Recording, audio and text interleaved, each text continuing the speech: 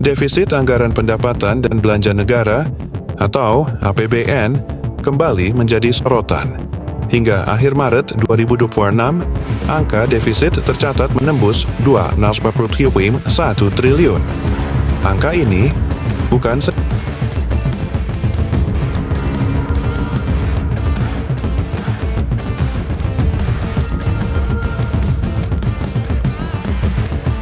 kadar statistik biasa, karena jika dibandingkan dengan periode yang sama tahun lalu, terjadi lonjakan sangat tajam, mencapai 103,4%.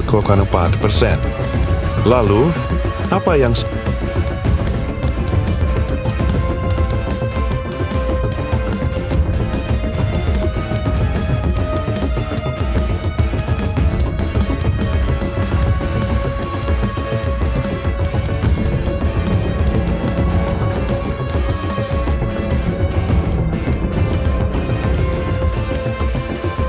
benarnya terjadi, dan bagaimana langkah pemerintah menghadapi tekanan ini? Menteri Keuangan menyampaikan langsung data ini dalam konferensi pers APBN kita di Jakarta. Pemerintah mencatat, defisit tersebut setara dengan 0,93% terhadap produk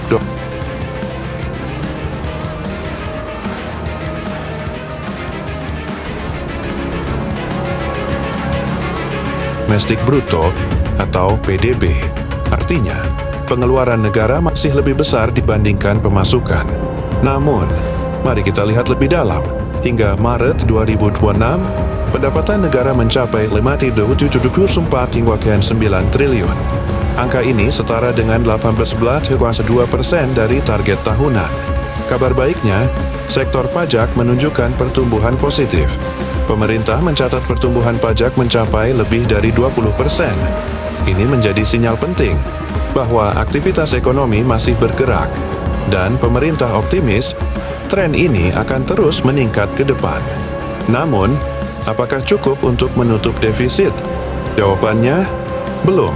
Di sisi lain, belanja negara sudah mencapai 815 triliun, atau sekitar 21,2% dari total anggaran tahun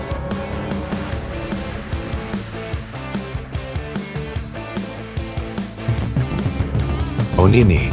Angka ini lebih tinggi dibanding pendapatan negara. Dan disinilah tekanan fiskal mulai terasa.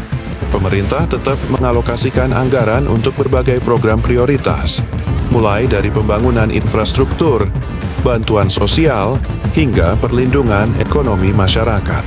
Langkah ini memang penting, namun juga mendorong kenaikan belanja negara secara signifikan.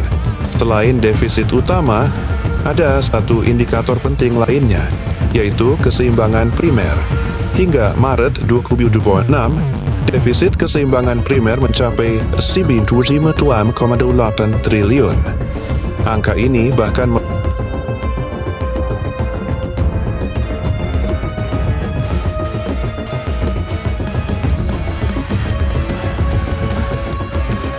melampaui target awal pemerintah. Apa artinya? Ini menunjukkan bahwa tanpa memperhitungkan bunga utang sekalipun, pemerintah masih mengalami kekurangan anggaran. Kondisi ini menandakan tekanan fiskal yang cukup kuat. Namun, pemerintah tidak tinggal diam. Pemerintah menyiapkan sejumlah langkah strategis. Pertama, meningkatkan pendapatan negara melalui optimalisasi pajak dan peningkatan kepatuhan wajib pajak. Kedua, mengendalikan belanja negara agar tetap efisien, tepat sasaran, dan tidak membebani fiskal. Ketiga, menjaga keseimbangan ekonomi agar pertumbuhan tetap berjalan tanpa mengorbankan stabilitas. Dengan strategi ini, pemerintah optimis mampu menjaga defisit tetap terkendali. Defisit APBN bukan sekadar angka. Ia mencerminkan kondisi ekonomi, arah kebijakan, dan masa depan fiskal Indonesia.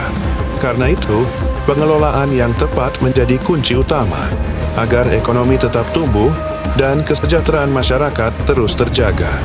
Pantau terus berita terbaru, informasi akurat, dan perkembangan terkini hanya di detikepri.com. Jangan lewatkan update penting setiap harinya untuk tetap terinspirasi dan terinformasi.